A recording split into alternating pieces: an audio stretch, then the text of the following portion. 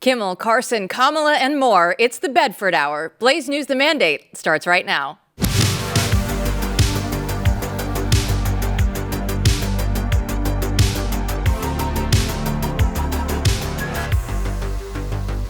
Welcome in, everyone. I'm Jill Savage, joined with Editor-in-Chief Matthew Peterson.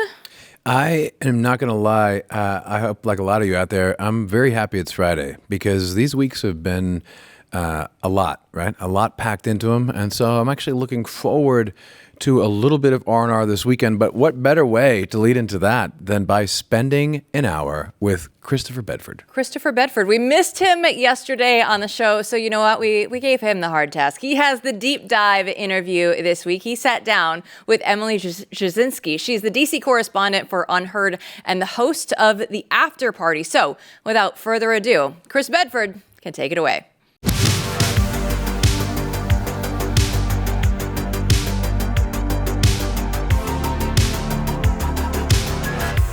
Well, some bourbons chase trends, and Flying Ace chases legacy. This is straight bourbon the way that it's meant to be. It's bold and balanced and unapologetically American. There are no gimmicks or fluff. It's just real whiskey made for people who believe in doing hard work and high standards and actually, doing things the right way.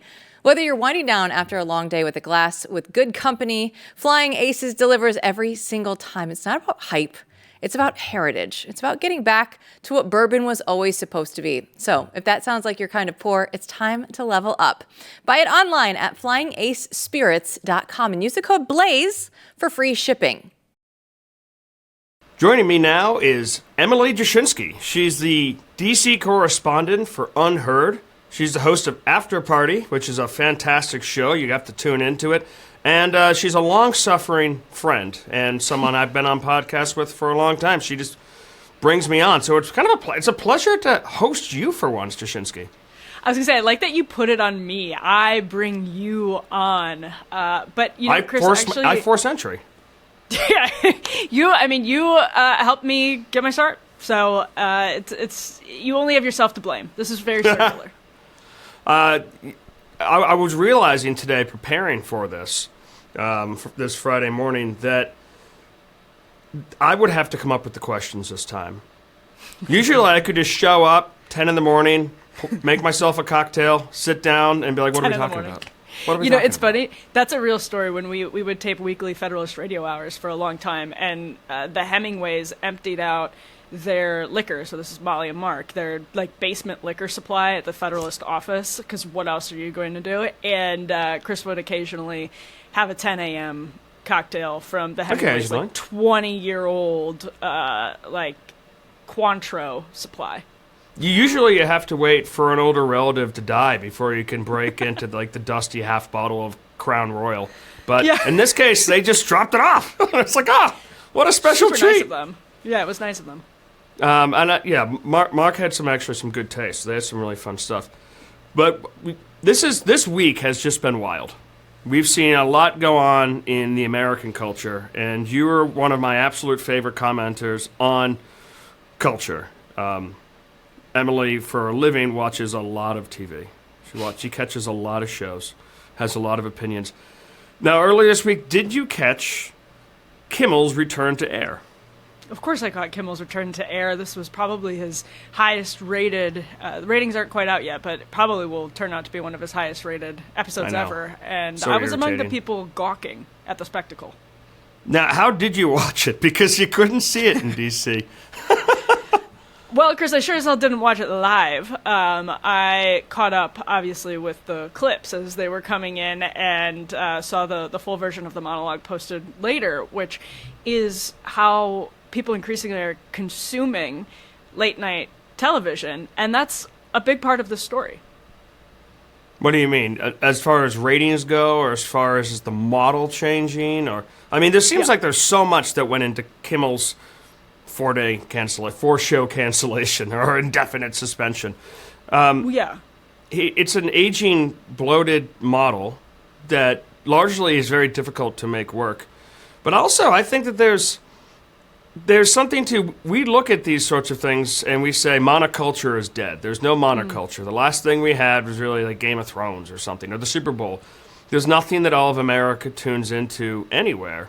And even shows that have big audiences don't really. They get millions.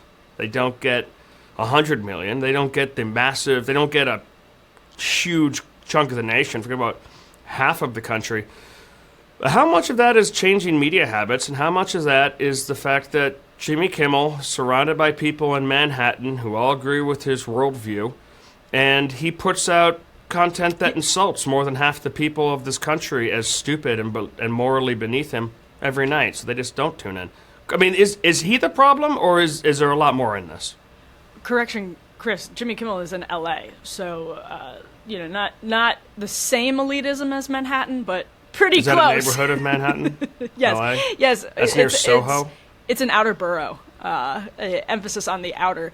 No, I think what you're getting at is really true. There are a couple of different things going on. One is we saw this very clearly with Colbert, whose show is reportedly losing millions of dollars a year, according to insiders leaking to media. And we understand why they're leaking, because these shows are dinosaurs with massive overhead that is a relic of a time when they were bringing in a lot more nightly viewers on linear TV. And that's an interesting part of this FCC dust-up, is that when airwaves were scarcer and the industry, because of technology, was totally different, it made sense to license, to say ABC needs a license, NBC needs a license, or the affiliates need licenses. And what happened in this case is the license was threatened because the government has control over, quote, the public interest among licensed broadcasters. So Brendan Carr sort of leaned in on that in a way conservatives delighted at, because they have seen these networks be completely biased for years, and never have they seen a Republican administration leverage that public interest tool, which is, I think it probably shouldn't be a tool in the government's toolkit. We might disagree on that, but I don't see any need for it. And actually, Brendan Carr told me about a month ago that he thinks the law might just need to be changed, and that's a conversation we can have. But yeah, that's the difference there, is maybe it's a tool that shouldn't exist, but until then, use it. It exists. And yeah. So when Kimmel and Colbert's a really good example. This guy had the highest ratings in the first Trump administration before Gutfeld on a cable network, which, if you're in the industry, that's insane that we are at a place now where a cable host is outpacing a network host like Colbert. But Colbert, for a lot of the Trump administration, had the highest ratings, despite being the least funny guy in late night TV and the most political guy in late night TV. And so one of the ways that I always explain... Yeah, it is. And that was the joke that got Kimmel in trouble. The quote joke that got Kimmel in trouble was a clapter joke. Like, he was really making a point, and it was a point that was premised on a false fact, that this Charlie Kirk assassin was a MAGA guy. And at that point, this was a sort of tired resistance talking point that had been disproven by the Monday when he came out and made that quip. But it wasn't even really a joke. There wasn't really much of a punchline. It was this typical clapter line that we've seen since about 2017 from the late night hosts, who, because the media is splintering in a million different ways, they're trying to chase the kind of niche resistance demographic and cultivate a really loyal audience that comes night after night to get, I don't know, maybe 2 million viewers, somewhere in that neighborhood, but it's nowhere near what was happening. 1.1. Yeah, they're getting such a smaller slice of the pie, and so they're trying to compete in ways that are more niche, and what that does is put the networks in a really tough situation. And I think because you don't want to get, if you have a license to actually broadcast and you have to fill a studio, and you're making a show that has writers and directors and producers, hundreds, and as Kimmel said. He said that last night. He said hundreds of employees. When you have that, I mean, if you want to fight for a niche audience, heck, I do that. You do that. We fight for our audiences. We fight for our slices.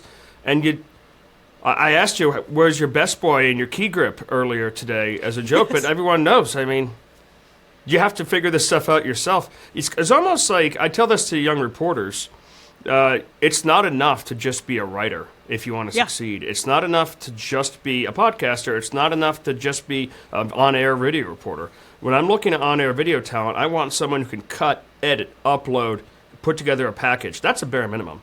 Someone who's also able to report from on the scene. When I'm looking at a reporter, they need to be someone who can edit, someone who can not just aggregate, someone who can go on shows, someone who can represent themselves, because one skill is not enough. And it's very expensive if everyone has to have one skill. And if you're going for a 1.1 million person audience, then maybe you need to figure out a different business model. Right, and this is exactly where I was going with it, Chris, because I think it's late night is a great illustration of what happens in the media more broadly, which is that you have this overhang from decades of decadence in the industry where you could afford to have all of these employees because you're just bringing in more viewers. And Johnny Carson, for example, was not he was not apolitical, but he wasn't partisan, and that was because there was more seriousness about the public interest standard, but also more importantly, advertisers knew they needed to appeal to a wider swath of the public, so they didn't want to support something that was turning people off. Now you have to turn people off in order to turn a loyal audience on, and it's scrambled everything. It's not necessarily bad, it's just different, and we're not quite adapting to it. We hadn't until recently, when these affiliates were pressuring Nexstar and Sinclair not to air Kimmel, which is still happening. So he's still blacked out on a chunk of affiliates around the country. But because over they're 70. Responsive. Yeah, and Nexstar, of course, has that merger going on, too. They're also responsive to a more conservative audience in different parts of the country. And they're saying, well, we don't want to air Kimmel because then we get in trouble for airing Kimmel because the country is so sorted along political lines now. And this is scrambling the old business model, but also, I think, most importantly, scrambling the ideological content that gets produced in ways you're especially not used to if you grew up with sort of Walter Cronkite and Johnny Carson.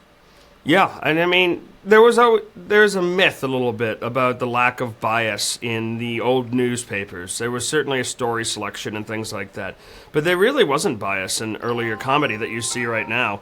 You don't see that sort of stuff if you look at Johnny Carson, for example. And Nexstar has to figure that out. And that's one thing that I've really actually enjoyed about what Brendan Carr has done. His team pitches a lot of different sort of stuff for people who are allies of his, I think is more accurately. Like, look at all these different really proactive things the FCC is doing to crack down on these really vile and really these people who are filling the airways with garbage. But I think more he's giving cover to boardrooms and people like Nexstar and Sinclair. There's so many companies around this country who felt so pressured from the little Himmler activists in their HR department and in the bottom of their company to berate them, to say, we're not going to do the reading, you have to do the work, you're guilty for all these sins. And these partners of these firms and these boardrooms were quaking in fear. And all they needed was the legal department to come in and say, actually, guys, you can blame the government, you can blame me, you can blame whoever, but we're going to get sued if we continue with this. We're going to have investigations if we continue with this. And then they can turn to the little Eichmanns and say, I'd love to, I'm on your side, but I can't. Legal won't let me, or we're under investigation, or this or that. It frees them up to have courage. And actually I think the guys at Sinclair and Nexstar do have courage. I've seen no indication that they're threatening.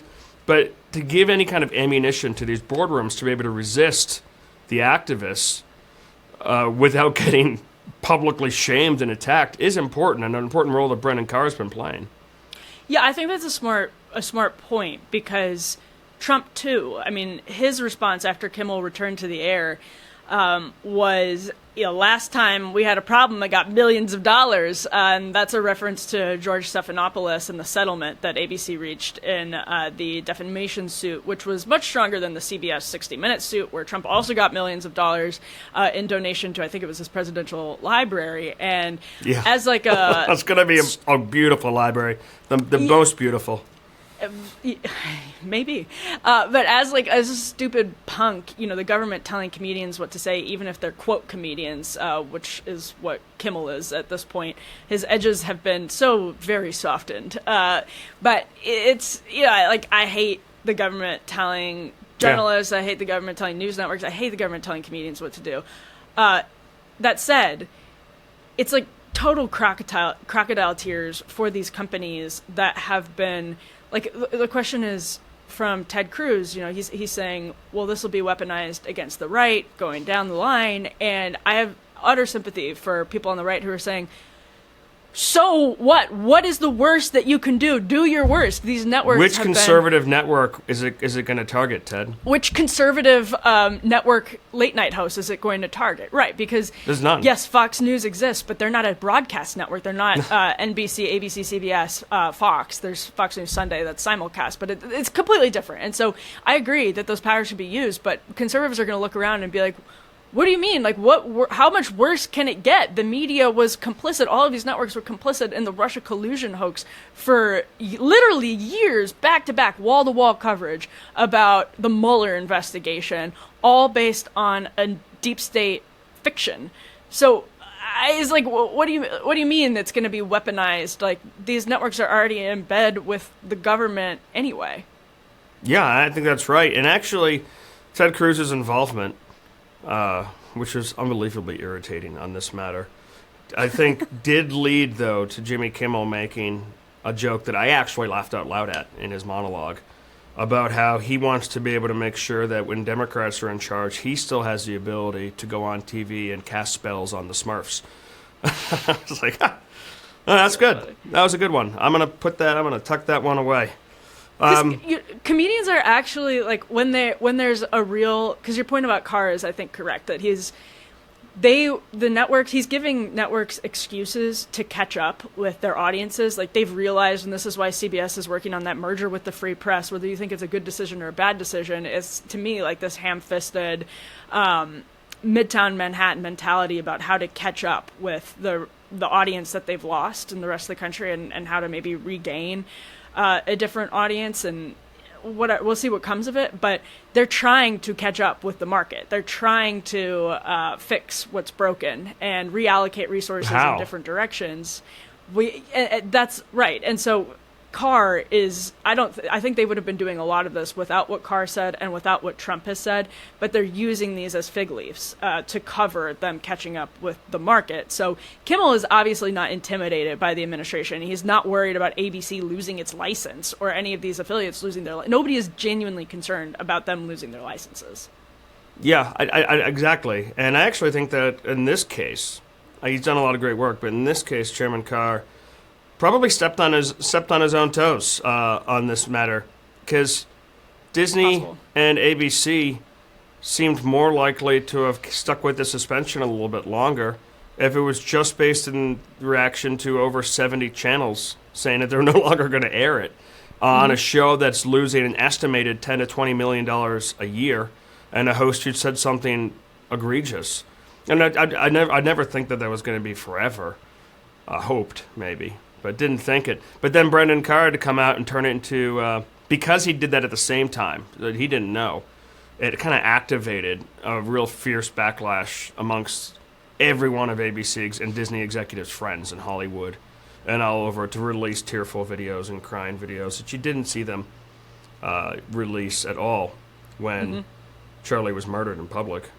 And Joe Rogan and others are now really upset at the Trump administration, and whatever you think of that, they're not typical Republican voters, but they are people who were brought over to the right during MAGA by Donald Trump because they were upset about the left's free speech crackdown. So again, all this is to say, just on the political side, it may have been what Carr did may end up backfiring politically, that is, on Republicans. I don't know that this story has legs long into the future, but nothing has legs. But people forgot about Trump being assassinated or almost assassinated, but it's like they moved on. Like, but that was so long ago. Like they're not even drawing connections between the ICE attack that happened Wednesday morning and the ICE attack the attack on ICE HQ that happened a few weeks ago. There's no connections at all in the modern memory. There's too much content, Jashinsky, and part of that is what we do to create it. It does kind of worry me, because you're sitting here with Republicans and conservatives in a new coalition that doesn't have the stomach for strongly worded letters from the chairman of the FCC. How do they think they'll have the stomach to win in remotely the same kind of manner that the American left has done with a century of taking back institutions from people who didn't want to give them up, who were unwilling to fight because it was ungentlemanly? If That's all Carr has done is a bunch of letters. There's actually not been follow through because companies have been like, I'm going to take this back to my board, and I'm going to tell my board that we're not screwing around with this. Well, the idea also, like the proof is in the pudding. These companies have not been stifling their coverage of Donald Trump. I think the notion that Brendan Carr has been jawboning for months. Like he was on After Party not long ago making a lot of the same case, like about late night hosts. And I think he even mentioned The View in that interview, which has gotten attention recently because he said something about it again. But I agree with you. I think it's possible that what happened last week backfired because if Nexstar and Sinclair were going to say there were market pressures for them that they were applying then to the parent company, to Disney, then the FCC, looking like it's carrying a big stick and waving it at Disney maybe backfires to the argument that this isn't about government pressure, because if we look back to the last several months, I think it's very clear that these networks are not caving to government pressure in order to accommodate or please Donald Trump. Kimmel himself had Robert De Niro on at the end of his show to talk about or to act like he's the new FCC commissioner.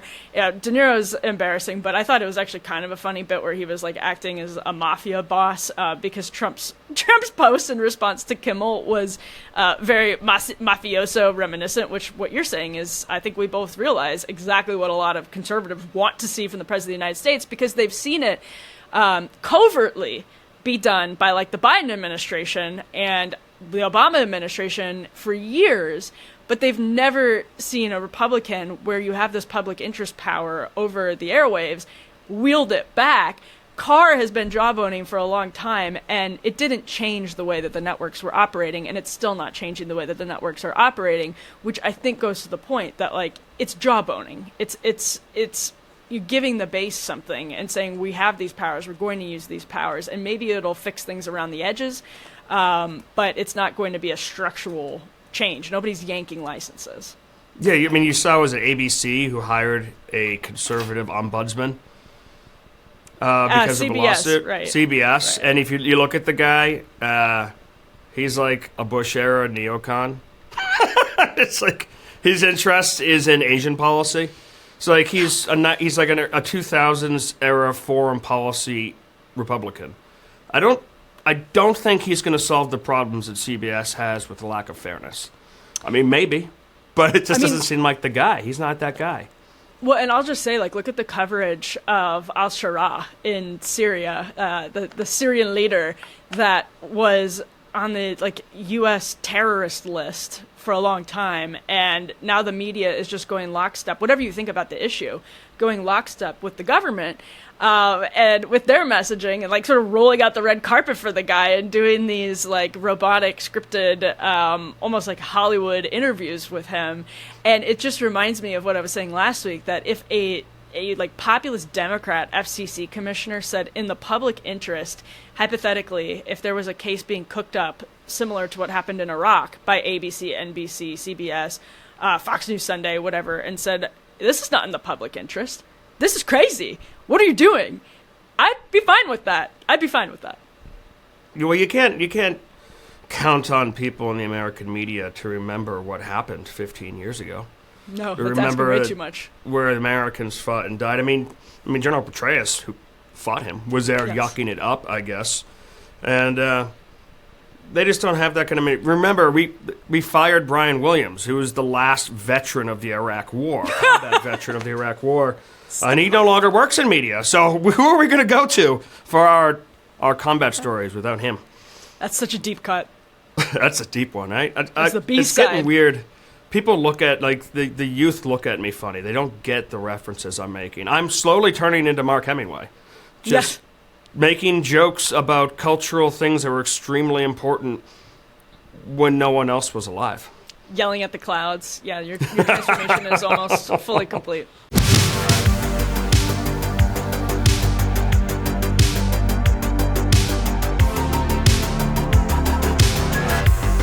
Well, I want to send out a big thank you to everybody out there who watches and listens to this show, because Blaze TV only exists because people like you refuse to settle for all the legacy media down there that's the watered down coverage. We know they have endless spin. So this has never been about one voice or one company. It's about a movement of people who refuse to sit on the sidelines, and we need to carry this mission forward.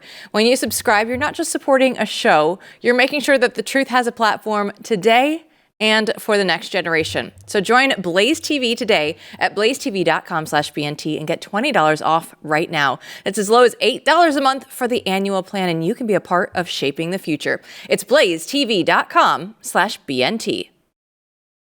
Is the culture, I mean, how solid do you think the culture has shifted so dramatically?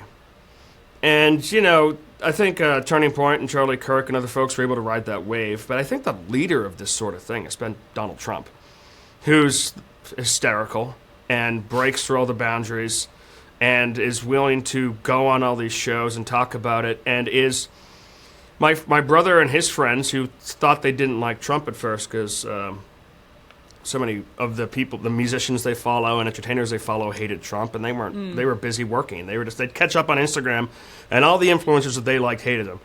And they all got stuck at home during COVID from their jobs and realized that this guy's hysterical. He's basically a WWE wrestler just whipping chairs at CNN reporters in the briefing room, and they're like, I'm voting for this guy. I love this guy. And now they're just diehard. But there's a lot of other people that have shifted too. I mean, one of the early ones who totally recanted, by the way, was Bill Burr, who was just, I guess not a conservative, but willing to make fun of like the liberals and a lot of those people who are softer than grapes and just tease them. And then you had Dave Chappelle, who's, I doubt, pulled a lever for Donald Trump out there, completely mocking the shibboleths of the American left. And you had Theo Vaughn, who is a great entertainer, but probably not the brightest bulb. I don't know how much of it's a shtick versus how much he actually doesn't know about different things, but he was recently upset earlier this week about Homeland Security putting him in a tweet that said there was a video that combined some of him making fun of people and about deportations. And he sent he goes, hey guys, you got to send me a check. One, you know where I live, for this, and two, I don't appreciate you doing that. My views on immigration are more nuanced than this, which I've never heard him use the term nuanced before. And you see Joe Rogan upset. You see a lot of people upset when power starts to get wielded, essentially. They're all fine with the glorious battle, but when you have to feed the army in the city, things get ugly. How certain do you think this actual cultural shift is? Is it just a knocking off of left-wing or any kind of censorship and shove down, or is there actually a shift with these youth, by the way, these 21 and 22 and 23-year-olds who are like way more right-wing than I was at 23? Well, I mean, I think MAGA has came into this administration with a lot of swagger because they won the popular vote and had all of these endorsements from celebrities and business owners, business leaders who had suddenly gotten in line, kissed the ring. Trump survives this absurd assassination attempt, pops back up, fight, brings Elon in, and has what feels like a ton of momentum. And I think some of that is where we see these trolling DHS videos that maybe aren't, for all of the tossing the rule book out the window that I think you and I both agree with, maybe just aren't politically smart. For all of I think they're so funny though. I love some of the content. Some of them are funny. Some of them are okay. But that's just me. But at the same time, there's the lesser of two evil calculus that a lot of Joe Rogan, Theo Vaughn, Andrew Schultz, it wasn't as though, I mean, some of them were fully pro-Trump, loved Trump, were embracing Trump. Some of them, though, were just moved towards Trump. Rogan is a good example of this because it's like the left was shoving Joe Biden and Kamala Harris down their throat. And I say that actually as a benefit to the right going forward, where people are looking and saying, whoa, this is a real problem. Joe Rogan is starting to get cold feet. Theo Vaughn is starting to get cold feet. They're uncomfortable with the FCC stuff. They don't like the deportations. Rogan has also commented on some of the immigration stuff. That I think is worth considering, if you're on the political side of MAGA, at the same time, what brought them and a lot of voters over to Trump in the waning days of the 2024 election is how god-awful Kamala Harris was, how bad Joe Biden was, how awful Kamala Harris and her defenders were. And they guess were not what? Obama cool. To say the least. But Kamala Harris is now making the rounds on a book tour, being fully unreconstructed. Like, she has not learned a single thing, is still as cringeworthy and awful. And her media backers on The View, Rachel Maddow, they are also cringy and awful. So there's some signs that the left has learned from 2024, but there are a whole lot of signs that they have not. And that is still the type of thing that'll bring people over to the right if it continues to be that dynamic. I mean, she learned some things. She learned that her 2024 loss was the closest presidential election of the 21st century. Of the 21st century. It's like, you're the tallest 4-year-old. Yeah. Yeah, but that's not even true. It's like I think Al Gore might have to quibble with some of that. I think that Donald Trump and his loss to Joe Biden might push back on some of Kamala Harris's things. But it kind of gets to this thing that is so important to Rachel Maddow, so important to Kamala Harris, so important to the boomers who probably will be spending their lunch break every day this week protesting in front of Nexstar headquarters in Dallas, or my parents will see in their town center in Cape Cod every Sunday, when a lot of other people are in church or at brunch, out there in the town square with signs that say "Dump Trump" and "The Orange Man is evil." Yeah. Their entire worldview that they built up. I was raised on their worldview, not from my parents, but on music documentaries by VH1 about how the 60s were peaceful and awesome and Woodstock was the coolest and most great thing of all time without any kind of sewage problems or anything. And have you told your viewers that you used to have, purple hair, pink hair, blue hair? Blue hair. Blue hair. Never did the pink. They got some views of it. I think Jill showed them a picture of Bedford with sideburns earlier this week. So bad. It's so bad. Good fashion, bad fashion. My style has always been consummately British, and they go through some bad fashion choices. They truly do, from time to time. Tough decades. But the boomers' whole worldview seems wrapped up in the fact that they were on the right side of history. They are the good guys. They're the guys who, and this Donald Trump guy is threatening their second and third houses with some of the moves he's making, or the construction on their retirement home on the lake is being held up by more expensive supplies, and everything is absolutely going down. And he threatens their view of themselves as the richest, most moral generation in American history. They're still the richest, but do you think there's any truth to that? That this is just people like Trump, losing the culture drives them so insane because they thought it was all theirs and only theirs forever and ever and ever. Arc of history bends towards them.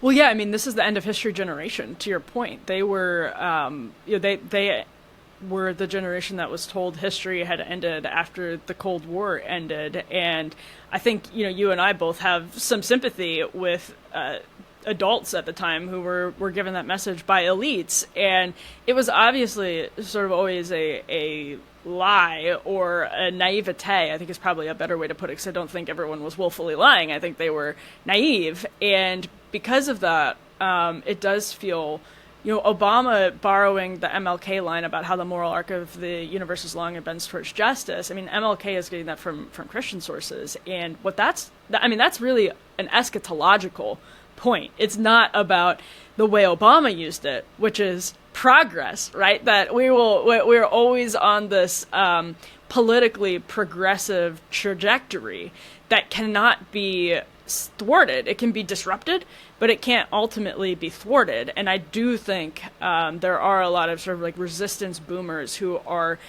were desperately attached to this fairy tale narrative, and the disruption has just been really unsettling, because if you grew up in the post-war period and felt that sort of sense of linear history towards the end of the Cold War, it is really unsettling, and it does, I think a lot of them feel like the sand has just shifted under them. But that was always built on, as Ross Perot and Pat Buchanan were saying in the 1990s, and even a Ralph Nader were warning in the 1990s, there was something that was always rotten at its core.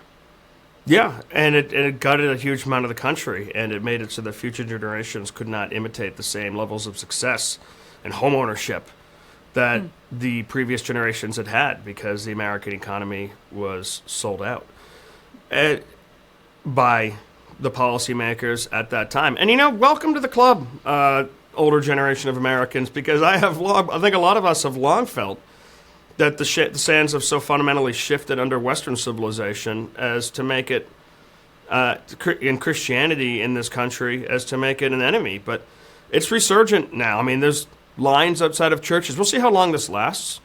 Yeah. But I think that if 1/4 of the folks who went to church for the first time in years last Sunday after Charlie Kirk was killed stick with it, I mean, that's a really major shift. That's a really major sign. There's also a shift from the rejection of organized religion that we'd seen so steadily in this country.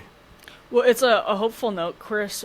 My hot take is this is a really big picture prediction based on what we're seeing socioeconomically and what we have seen for decades is what our path looks like through the next few decades is further sorting. If you thought that we couldn't geographically and socioeconomically sort differently than we have, people who are part of this sort of neo-Great Awakening will continue moving further away from cities, and people who are really upset by the religious symbolism or the religious practices is a much better way to put it that was on display, as we've seen some centrist elites come out and say that is very unfamiliar to me what I saw at Charlie Kirk's service, whereas many people in middle America actually find it refreshingly familiar because they don't often see that represented in the political class.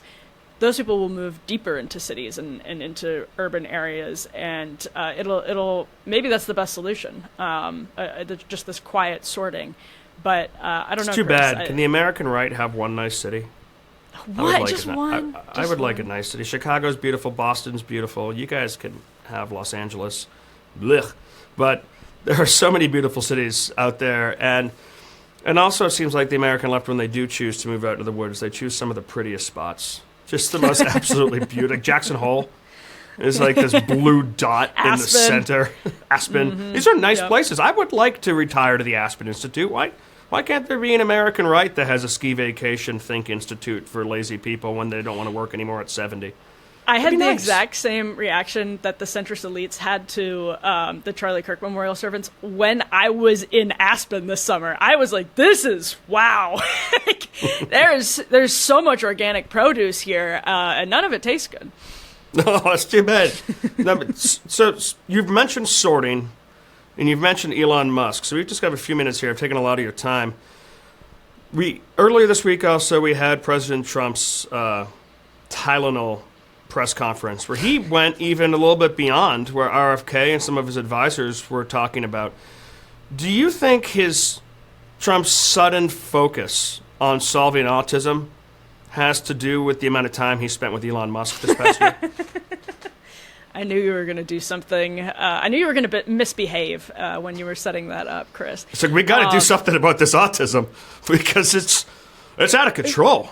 I mean, you could correct me if I'm wrong, but I believe that Trump has actually, going back into the 80s and 90s, made comments about autism and vaccines that are, suggest he was curious about some of the same things RFK Jr. was curious about before the Maha revolution and the MAGA revolution merged last year. And to some sense, this is where Trump loves Operation Warp Speed.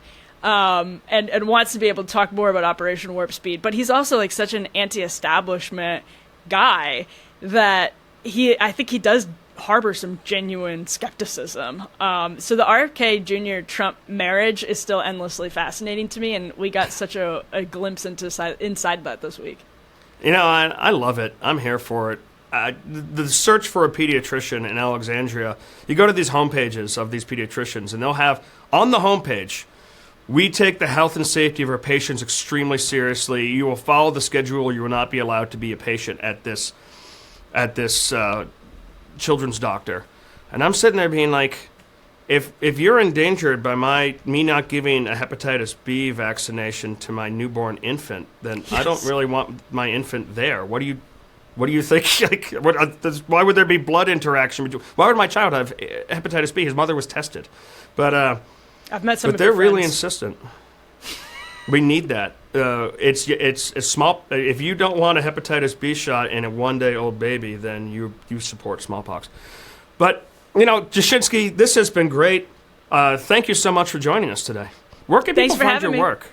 Oh, well, appreciate it, All Chris. over. Yeah, a bunch of different stuff going on, but of course, over at UnHerd, we have a show, Undercurrents, that's on YouTube, wherever you get your podcasts. Same with After Party, MK Media Production, that is also on YouTube and wherever you get your podcasts. And it's a wonderful show. You have guests on. You talk a lot during the show. And I'm not used to that because I'm always the one who's talking your ear off. But it's really thoughtful, really good stuff, great guests. And I really suggest that if you haven't tuned into this show on Megyn Kelly's new network, that you absolutely do that. Emily Jashinsky, thanks for joining us and have a wonderful weekend. Appreciate it, sir. You too.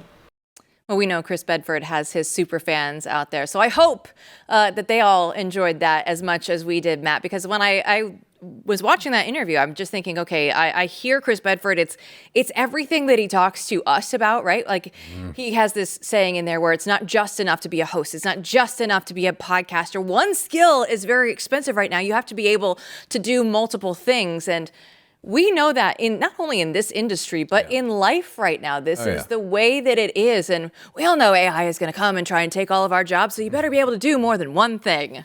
No, it's absolutely right, and speaks to the ethic that he has and all of us have here, because you have to do multiple things all the time, and we're in an era where everything happens all the time. So, being able to multitask and to be have skills of all kinds and put them together in interesting ways, that's what makes people interesting. So the more AI comes and does some of this lower level stuff, it actually the silver lining in it is it frees you up to do higher order human things, and that's good. Yeah, and we're definitely in different times because we have Jimmy Kimmel now, and they talked about Johnny Carson in that interview, and he was appealing to a wide base of people. He was much more serious at that time, but now in 2025, you don't have to be as serious anymore, and I kind of miss that sometimes. It's good in some situations, but to just have that level where if there's a national tragedy, that you're going to be comforted with late night television, that it's not going to be something that you're going to have to shun your eyes from and just not watch what's happening. Yeah, I mean, I chicken or egg on this one, but I think everyone feels like they do in this interview. I mean, Carson was far more serious, and he didn't see his job as trying to promote a political agenda. I mean, he saw his job as to entertain all of America, and he saw his audience as all of America. And that's kind of the problem with a lot of what's going on. It's as if you're rejecting, half the audience and saying, I don't really want you. I don't like you. But I'm gonna make you, if you're gonna watch me, I'm gonna dump all over you. And so, those were better times, but the problem is that we are deeply divided as a nation. So it is a lot harder, right, to even for anyone who is even trying to play the Carson role. But for God's sakes, we'd like to see more people try. Well, half of the country, definitely over half of the country rejected Kamala Harris, but she is out on her book tour right now, and it has been quite the sight. Earlier this week, she went on Good Morning America, Matt, and she was trying to tell people that she just didn't have enough time. That was the problem. She didn't have enough time to speak to America, and she's now trying to sell this as this was the closest loss in the 21st century. And I love Bedford out there. He's like, Al Gore might have something to say about that, right? Like Kamala is just trying to go through and rewrite history in so many different ways. Maybe Al Gore. There were some other elections, Kamala. You may not have heard of them. You may have the mind of a gnat and the memory of a fly, but there was a closer election. But I did see podcasters earlier this week who had taken Kamala Harris's book in the audiobook form, and on their podcast, they decided what would happen if we slowed this down by 30%. What would Kamala sound like then? Drunk Kamala. That's what it sounded like. They had drunk Kamala basically reading them the audio podcast, and it was hilarious. I wish that I knew who that was, because that was one of the better things that I saw. That's the only time when I kind of have a little bit of a soft spot for her, when she just sounds like the drunk wine ant. It's that you're like, Oh yeah, but to run for office, no. But it's kind of funny. Drunk Kamala is kind of funny. Like the old Venn diagram thing reminds me of the old Saturday Night Live skit, like drunk girl at a party, just kind of saying ridiculous stuff. It's kind of fun as long as they're not running for office and trying to control your life. So leader of the free world, no. Drunk aunt at a party, sure, why not? Mildly amusing, even. Mildly amusing. You know what else I found mildly amusing in that interview? We talked about it already. We teased it on the show. We didn't show it to you, so now we will. Chris Bedford was talking about the picture of his sideburns. We were talking about it earlier this week. Okay, now you get to see it. We need to hold this up here for a while. We need to analyze. Because analyze Chris this photo to defend himself right now. So this is the perfect time to show you this photo, which he sent on our Slack channel himself. He offered this up to the company this week on his own. And at YAF there, he's part of YAF, so he's part of the Young Americans for Freedom protesting Obama at that time. There he is, young American with the Scottish sideburns, and the look on his face is classic. That is Bedford's soul right there, sarcastically gazing out to the crowd. Love it. That's not going to go away. The internet is going to have that, and it's going to live forever. I know all of you out there. So if we are going through and we are doing the best of Bedford, because that's really what this hour is, we can't leave without the absolute best thing we've ever seen. So ridiculous. From Chris Bedford, courtesy of Laura Ingram. Still can't believe this. Okay, I have my dear friend Chris Bedford, who's an incredible journalist, in the studio tonight. Incredible. And I'm going to ask him a really important question. Everyone wants to know this. How the heck do you stay in such good shape? I mean, you have a young, No one you have a wants young to know this. child. You're fairly, I'm saying newly married. Many but people not- are you're asking. young. Many people are asking Chris. You look like a football player. How do you do it? Well, thanks, Laura. I found out that there's no time during the day or the night, so you have to do it before the sun rises. Ooh, what time we talking? 5 a.m. wake up. 5 a.m. And what are you doing? Give me School drop off. We do cycles, lifting, bench presses. You have to hit the bar, and then cardio. And there's some funny ones. A lot of crunches. Okay, I was gonna say I knew you lifted heavy Crunches, weights. 'Cause funny? There's no way you get that I don't strong think so. by just doing a regular deal. All right, that's the news everyone wants. We love Laura Ingram, but I do want to thank her for the 5 a.m. Because that is now just in my One of our vernacular. lexicon? Yes. Yes, it is. It has come into Who gets up our at 5 chatter. a.m.? A lot of people get up and go to the gym, but it is impressive. It's very good. It's very Chris good. Bedford. The Chris Bedford. It's not the Chris Bedford Happy Hour. That's a different show, but it is the Chris Bedford Hour here on The Mandate. And you know what? We might bring that back every now and then, especially if Chris is willing to give us more photos. Oh yeah, more photos. He gets another hour with another guest. I'll decree that if you give us another old photo, another hour, another guest, Chris Bedford hour. We love it. We love Chris. We love Bedford. Many people are saying he's one of the best journalists in the United States. See, we're working on our Trump impersonations. At least Matt is right now. I'm not going to do it. I'm not going to send you out on the weekend with a terrible Trump impersonation. I'm just going to tell you all to have a great weekend, and we'll see you back here on Monday. We will indeed. It's going to be a good weekend.